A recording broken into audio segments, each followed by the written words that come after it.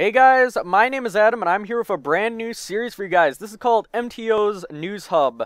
In this series, I'll be talking about all the gaming news and discussion that happened during the week, and I'll be providing you my feedback and just letting you know what's been happening in the world of gaming. I'll be providing you info on stuff that any gamer should really know, because obviously this is a huge market and there's always stuff changing. This will be a weekly series that I will upload on Saturdays. You can see all the topics for each video. They'll be on the bottom of your screen. Obviously, for this episode, we have our own topic, so let's get right into it. Starting off, the Dishonored DLC Knife of Dunwall has been released.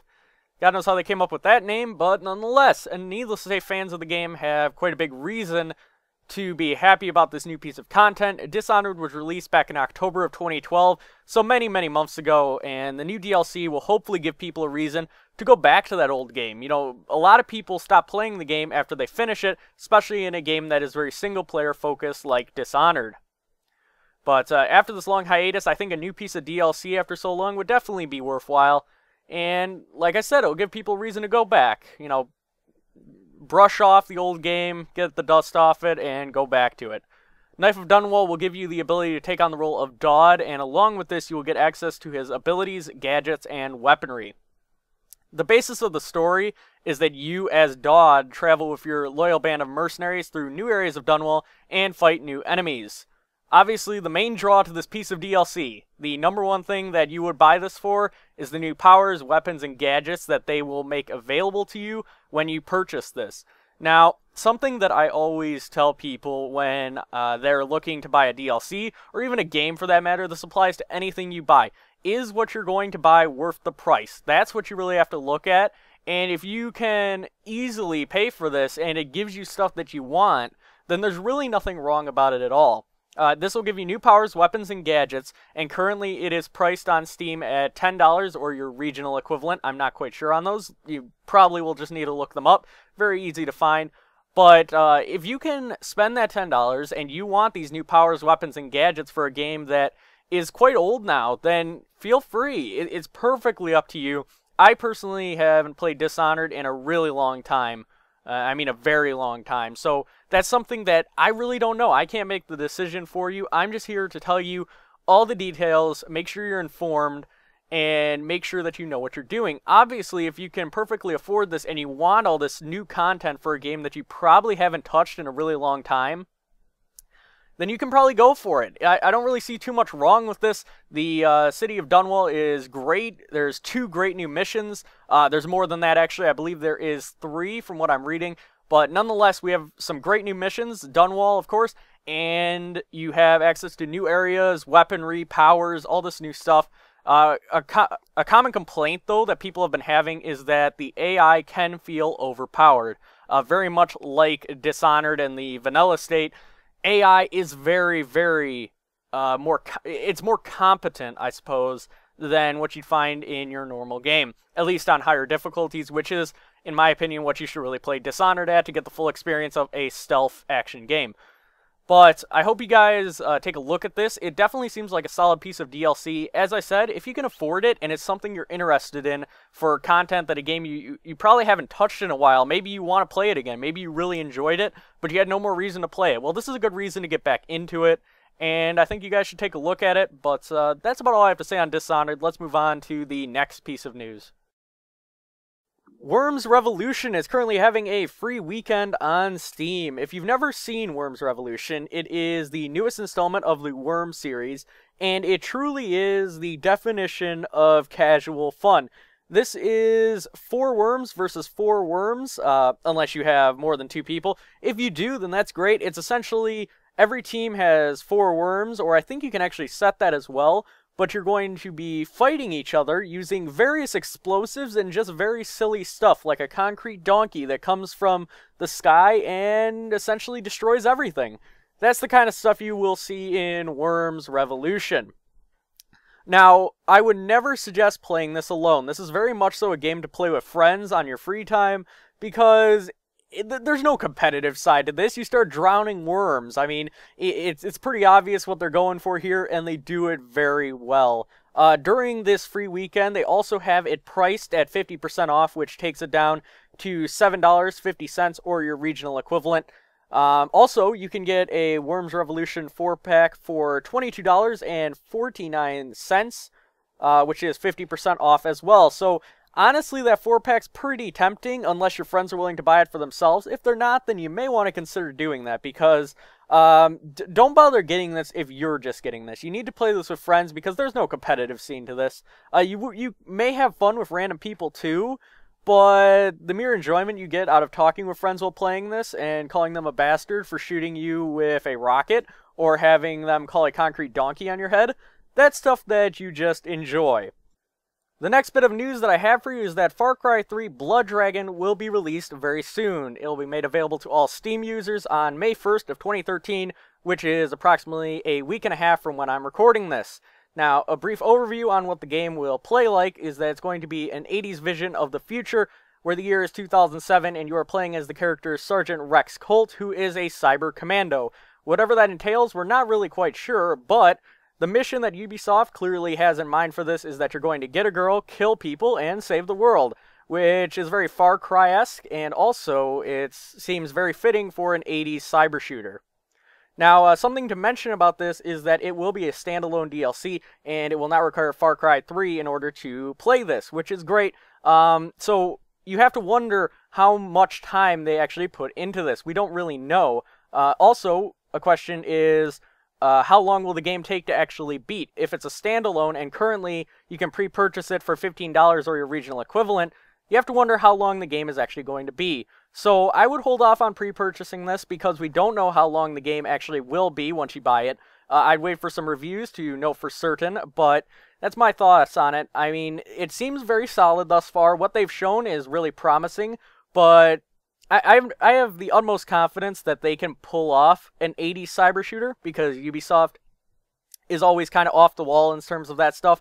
But what I do want to know is how long this game will actually be played for, the longevity of this DLC. It is standalone, so I don't know. We'll have to find out, but there is a little bit of other news that certainly needs to be gone over as well regarding this.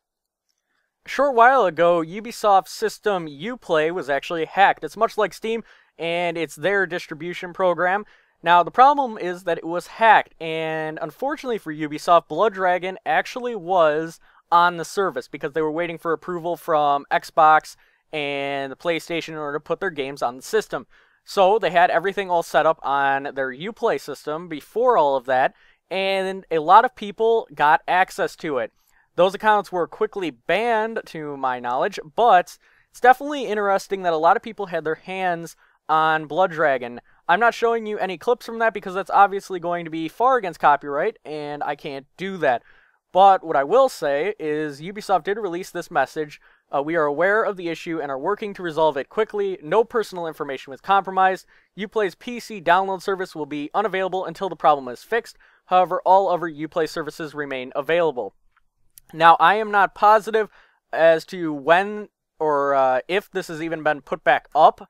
All I know is that this did happen. The game was leaked to a lot of people, and I believe it was even put on Pirate Bay for a little while. I don't know if it's still there because I don't pirate my games, but it's definitely something to keep in mind. It's very shocking that Ubisoft system Uplay was actually hacked like this.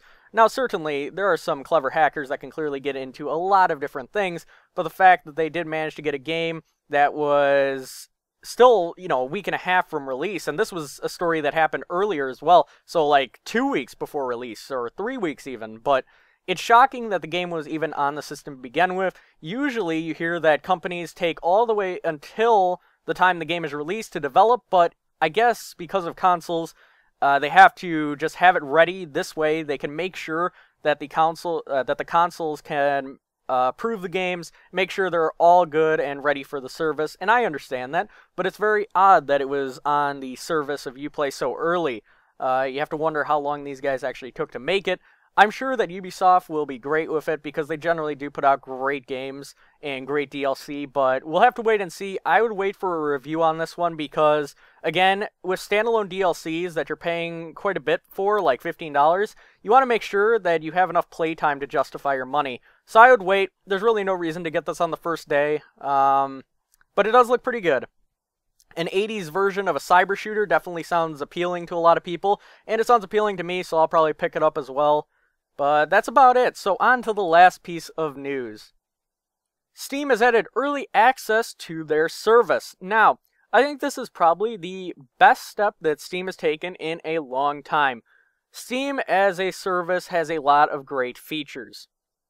But one thing that they have always needed was the ability for consumers of their service to give constructive feedback to the developers. That's something that Steam really has never facilitated. Obviously, there's ways to do it, but it's something that Steam has never facilitated directly. Now they are. Steam has added this early access feature that will get gamers to have immediate access to games that are still being developed by paying less for the product. That's something really interesting. I think that the lower price is definitely appealing to consumers, but one thing you have to remember is that this game will be in alpha or beta, depending. But you never really know how many crash problems this game will have, how many lag problems. You don't know how exactly it will be optimized for your machine. You need to realize that you're buying into a service that is not complete. You're buying a product that is still in development. You need to understand that before you do anything with early access, and you need to make sure you do your research on the games that you're going to pick. Let someone else take the fall first. Search YouTube. See if there are problems that circulate around these early access games.